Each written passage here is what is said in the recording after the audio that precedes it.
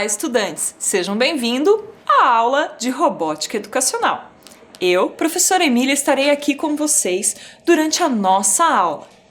Lembrem-se sempre de pegar o caderno ou a folha de registro e anotar a data de hoje, robótica, e também o tema da aula que nós vamos estudar, programação. Vocês têm um tempinho e eu já volto.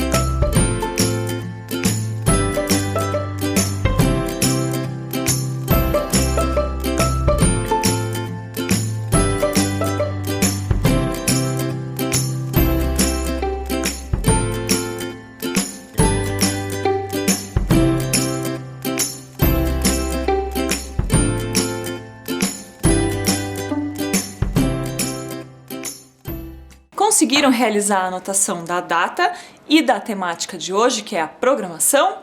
Porque veja, nós estudamos nas aulas anteriores o seguinte: a programação em setas e a programação em blocos. Vimos que elas podem se ajudar e se auxiliar, certo?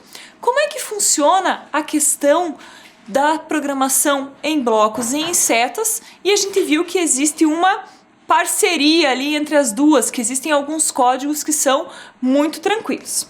Mas hoje a gente vai ver uma outra coisa. Isso aqui, ó, vamos reduzir a linha de programação. Por que a gente vai ver como reduzir a linha de programação? Observem aqui no flip comigo, tá bom? Lá na aula passada, a gente tinha assim, ó, uma linha de programação e a gente tinha várias setinhas para frente, por exemplo. Certo? E a gente sempre falava daí, para frente, para frente, para frente, para frente. Mas não seria mais fácil se a gente reduzisse essa quantidade de setas para a seguinte linha? A bandeirinha de começar.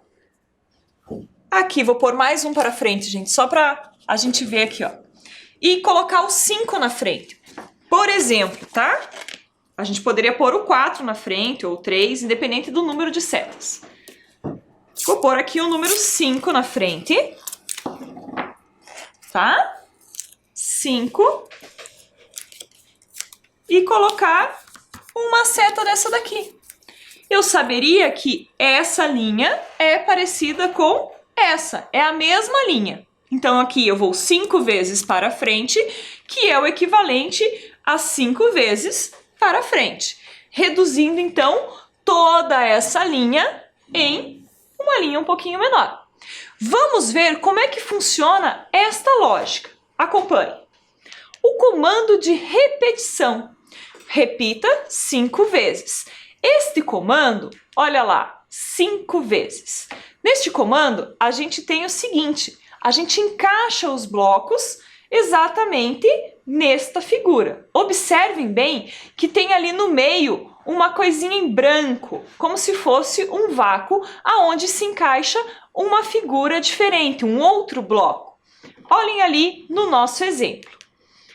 Temos ali, quando a bandeirinha for clicada, né, sempre carro para frente, velocidade de 100, duração de 1 segundo, carro para frente, velocidade 100, duração de 1 segundo, carro para frente velocidade 100, duração de 1 segundo, e carro para frente, velocidade 100, duração de 1 segundo, e a última, carro para frente, velocidade 100, duração de 1 segundo. Já sabemos então que todos os blocos vermelhos são iguais. Então nós poderíamos talvez substituir esses 5 blocos por um bloco de repita 5 vezes, colocando o bloco vermelho em cima. Olha lá, temos ali, ó. Quando a bandeirinha verde for clicada, repita 5 vezes, carro para frente, na velocidade 100, duração 1 segundo. O que tem nesse bloco? Exatamente o que a gente fez aqui, com a programação em setas. 5 setas para frente, né? O carro indo 5 vezes para frente, e nós reduzimos aqui para o número 5. Vamos ver aqui então, temos ali a questão da equivalência entre as 5 coisinhas ali, os 5 blocos de carro para frente, sendo equivalente a um bloco de repita 5 vezes e uma vez o carro para frente. Vocês conseguiram compreender como é essa lógica? Porque assim, é muito simples. E aí a gente também pode observar elas em setas. Essas setas que eu fiz aqui, elas também estão ali no slide, ó. 5 setas para frente são equivalentes a número 5 e a uma seta para frente. Indicando o quê? Exatamente aquilo que nós pensamos e reduzimos essa linha de programação. Então, em vez de eu ficar colocando muitas setas, eu vou colocar agora um número que indica a quantidade de setas. Até aí tudo bem, né? Vamos ver então o nosso próximo exercício. Olha lá. Nós temos aqui a seguinte programação em blocos. Quando a bandeirinha for clicada, sempre o carro para frente na velocidade de 100, duração 1 segundo, o carro para frente, velocidade de 100, duração de 1 segundo, carro para frente, velocidade de 100, duração de 1 segundo. Espere 1 segundo e o carro vai virar para a esquerda, velocidade 100, duração de 1 segundo, vai esperar mais 1 segundo e vai fazer o seguinte, carro para frente, velocidade 100, duração de 1 segundo, carro para frente, velocidade 100, duração de 1 segundo, e carro para frente, velocidade 100, duração de 1 segundo. O que nós fizemos na aula passada foi modificar o quê? A relação que essa programação em blocos tem com a relação em setas. Então, olha ali do lado a programação em setas. Temos a programação lá, bandeirinha verde, 3 setas azuis para frente, temos a seta para a esquerda e depois temos mais 3 setas ali azuis para frente. Agora, vejam comigo, nós temos uma lógica um pouquinho diferente quando nós fazemos essa mesma programação, só que reduzida. A gente sabe que aquela programação que estava sendo indicada ali por blocos era igual à programação sendo indicada por setas. Se eu quiser reduzir essa mesma programação de blocos usando os blocos, como é que ficaria? Vamos ver? Olhem lá. Quando a bandeirinha for clicada, eu mantenho o sempre que já tinha na programação e coloco lá, ó, o repita 3 vezes e adiciono o carro para frente na velocidade 100 de duração de 1 segundo. Coloco lá o bloco de virar à esquerda, né? Carro virar para a esquerda e depois um outro bloco que diz lá, repita 3 vezes, carro para frente na velocidade 100. Então, observem aqui comigo no nosso flip. Se eu fosse fazer isso, a gente teria lá 3 para frente, não é verdade? Uma para a esquerda e mais 3 para frente. Vocês concordam comigo? Se isso aqui fosse em blocos. O que é que aconteceu? A gente foi reduzindo. Reduzimos lá os blocos de número 3 setas aqui. A gente colocou um bloco só para frente e colocamos o bloco do repita, que diz quantas vezes eu tenho que repetir. No caso da nossa programação ali na tela, a gente repetiu quantas vezes? 3 vezes. Então, observem bem esse bloco de repetição, que é ele que auxilia na programação em blocos. Vamos ver aqui, ó. Olhem lá. O 3 se equivale a esse bloco aqui. Repita 3 vezes, carro para frente. Depois a gente tem o segundo ali embaixo, que são essa repetição ali de 3, e repete aqui também, repetir 3 vezes, carro para frente. Observando essa mesma programação na linguagem em setas, que foi o que a gente fez aqui, a gente tem essa programação aí que vocês estão vendo, que é a bandeirinha verde, para frente, para frente, para frente, virar à esquerda, para frente, para frente, para frente.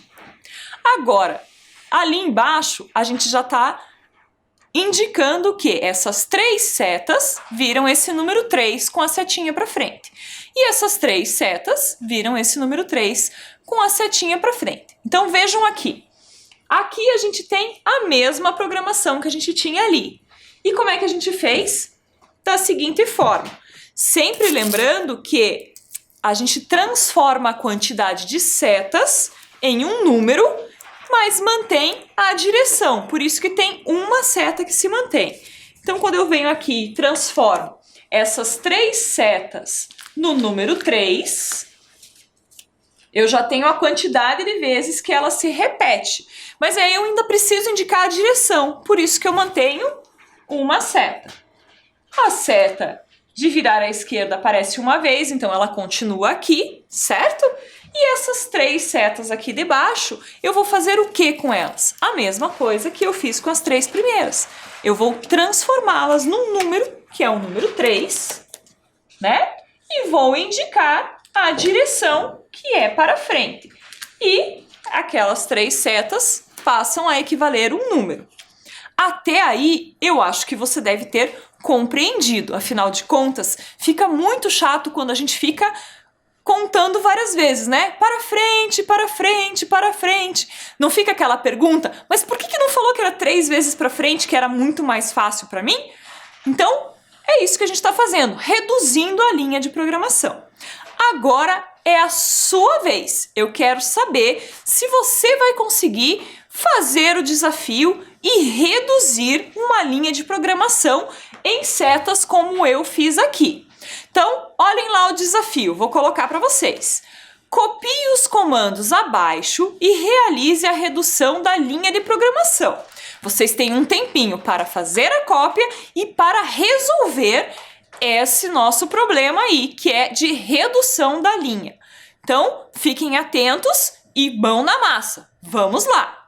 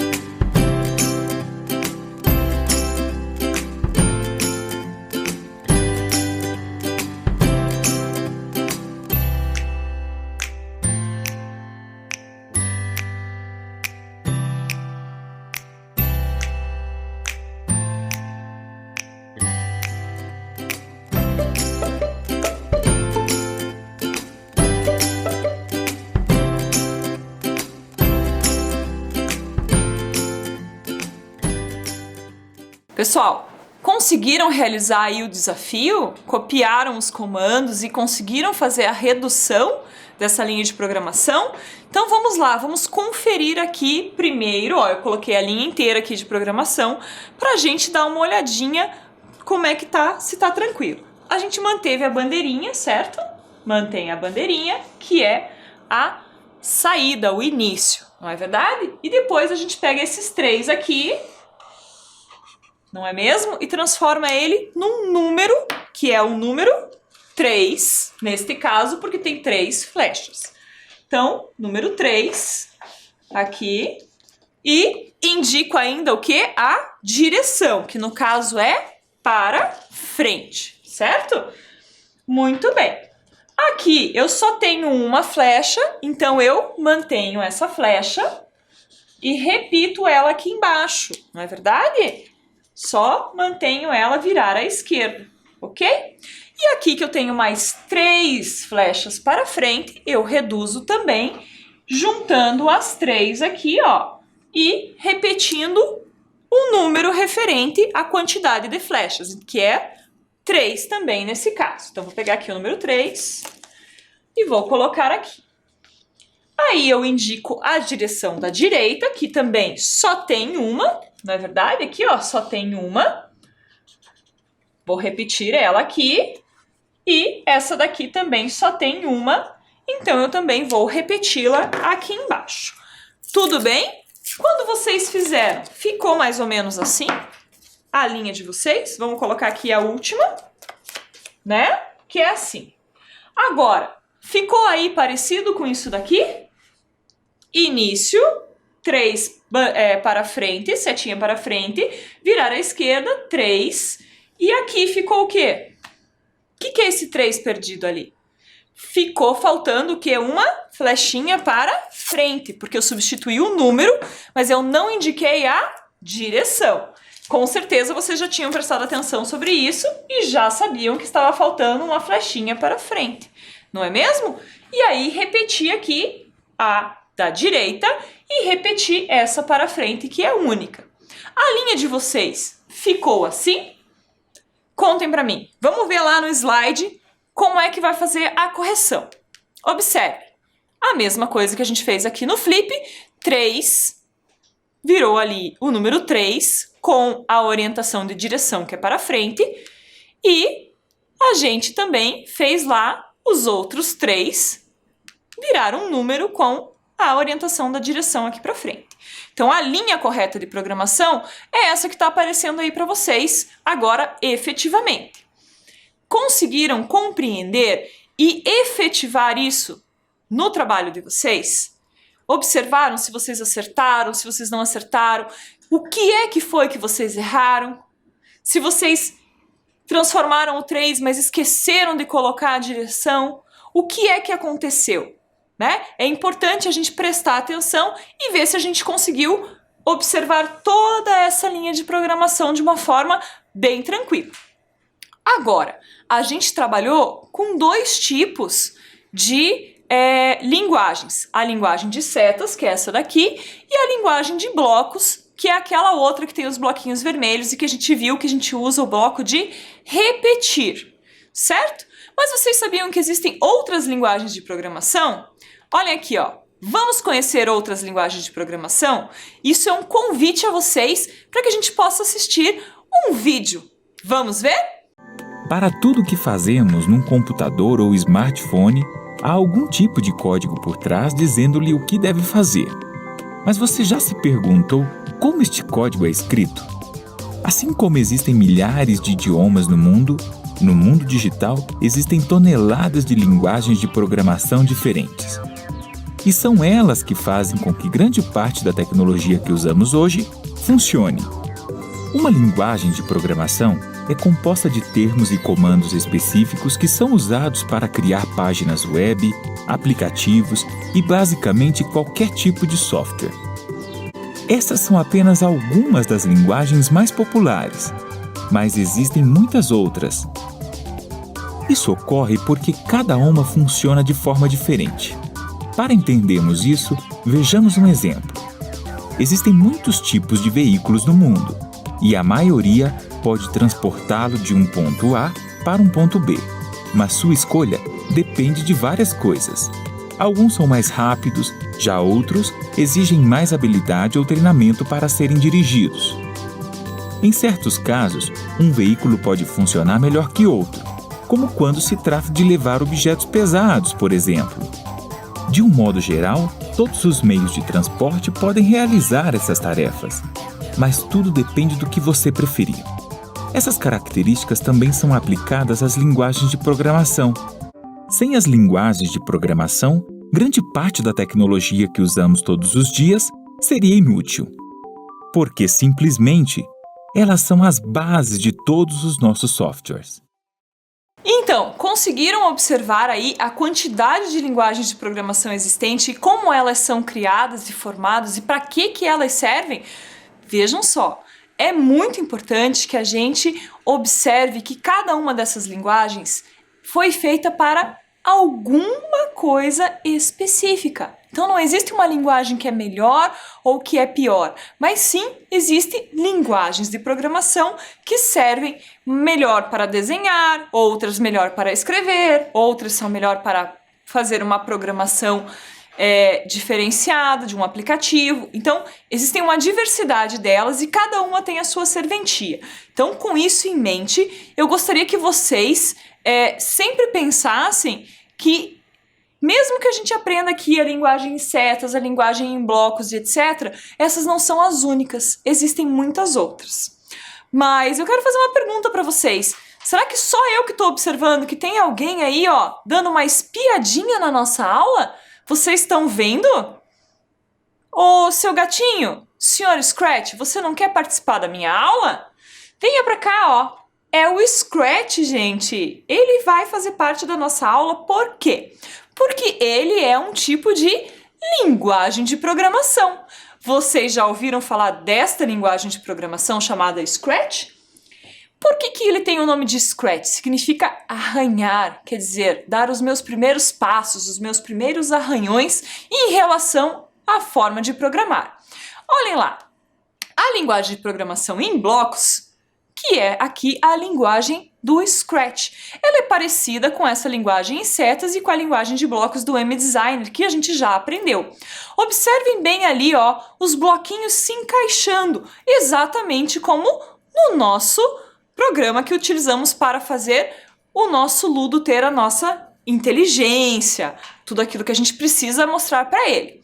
Agora, o Scratch, ele é uma linguagem que surgiu anteriormente a essa linguagem de blocos que a gente usa aqui. E quem criou ele, sabe quem foi? Esse cara aqui, o Mitchell Resnick. Ele trabalha lá no MIT, no Media Lab, que é um instituto de tecnologia de Massachusetts, e é uma universidade localizada em Cambridge, nos Estados Unidos. Que difícil esses nomes, eu sei, às vezes a gente se embroma para falar, mas essa universidade fica lá nos Estados Unidos, e o nosso amigo aqui, Mitchell, ele criou a linguagem do Scratch para facilitar a lógica da programação, principalmente para as crianças ou os mais jovens, aqueles que estão iniciando na lógica da robótica e da programação. No caso, nós, porque nós somos iniciantes nessa lógica, certo? Então, nós também podemos utilizar o Scratch enquanto uma potencialidade de trabalho.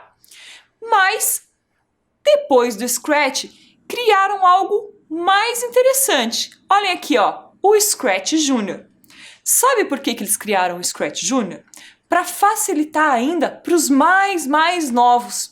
E por incrível que pareça, o Scratch Junior, ele trouxe para a gente uma lógica muito parecida com essa aqui, que é a que a gente gosta de trabalhar nas aulas, que é a lógica do trabalho em setas ou de mini blocos, como se fossem pequenos cards. Eu quero que vocês observem o seguinte. Eu vou mostrar aqui para vocês os blocos que são aqui do Scratch Junior, mas que são parecidos com os nossos cards. Olhem lá. Temos ali o primeiro bloco, que é o da bandeirinha verde. O que será que ele significa? Essa vocês sabem, assim, decore salteado, certo?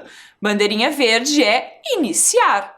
Olha esse bloco vermelho ali, tem duas setinhas se complementando. É o bloco do repetir. E tem um outro vermelho que não tem nada. É o bloco do encerrar. Desses 3 blocos, a gente já conhecia o bloco do início e hoje a gente conversou sobre esse bloco do repetir, não é? Que a gente utilizou aqui como se fosse um número. Então, no Scratch, quando eu quero que ele repita, eu coloco esse bloquinho que tem essas setinhas que se complementam. Vamos ver mais 2. Olhem lá. Temos a seta do para frente e do para trás. Meu Deus, elas parecem exatamente as setas que a gente usa aqui. Mais ou menos, não é? Porque aqui a gente usa a seta do para frente. Essa seta aqui, ó. A do para trás a gente não tem ainda. Olha só. Então precisamos pensar a respeito. Temos aqui, ó, as setas que vão para a lateral. Para a direita e para a esquerda. Mas elas não estão virando, né? Elas só indicam a lateralidade, direita e esquerda, e essa outra seta ali que indica que você está dando um salto. Salto, professora Emília? Exatamente. Como você estivesse começando a subir e depois cai rapidamente. Dessas 3 setas, a gente tem aqui a da direita e a da esquerda, não é verdade? A direita, quer dizer, a esquerda e a direita, ok? Mas essa do salto a gente não tem, realmente. A gente tem ainda, olha lá, essas outras 3, que é o girar, né? De 360 para a direita, ou o girar de 360 para a esquerda, ou o girar 180 e parar.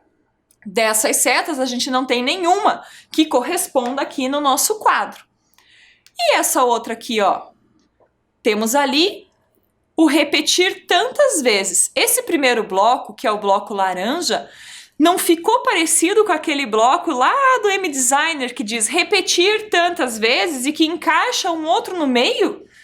Exatamente. Então ali encaixa-se um movimento, que eu quiser repetir apenas aquele movimento. Quando eu uso aquele bloco vermelho de repetição, eu repito toda a programação. Quando eu vou usar esse daqui, eu repito apenas uma parte. E tem ali um bloco de cor-de-rosa, que é de falar. E um outro que tem um carinha correndo, que é o de velocidade, se eu quero que ele faça mais rápido ou mais devagar. Esse bloco é parecido também com aquele bloco do M-Designer, não é verdade? Que dizia lá, velocidade tanto por tantos segundos. Então, aqui a gente tem esses blocos. Agora, pensando nisso, eu quero que vocês fiquem aí num processo de reflexão e me digam quais outros comandos nós poderíamos ter aqui no nosso conjunto de setas. A gente tem o Scratch Junior como uma inspiração para que a gente possa criar novas setas aqui para o nosso trabalho. Nesse sentido, nós poderíamos começar a criar novos cards, que é aquilo que a gente já fez na última aula, utilizando lá uma folha de papel, canetinha e tesoura, né? Vejam aí os materiais, e aprimorando aqueles nossos comandos. Quais eram os nossos comandos? Esses daqui, né? Então, na próxima aula, a gente vai começar o nosso trabalho a partir da construção de novos comandos. Então, para isso, fica para vocês o seguinte: pensar, com base no Scratch Junior, em possibilidades diferenciadas para a gente ampliar os nossos comandos de setas e continuarmos a trabalhar a nossa desplugada. Espero que vocês tenham gostado da apresentação de muitas linguagens de programação e do nosso amigo Scratch, que veio aqui nos visitar no mês do seu aniversário. Até a próxima aula e a gente se vê por aí!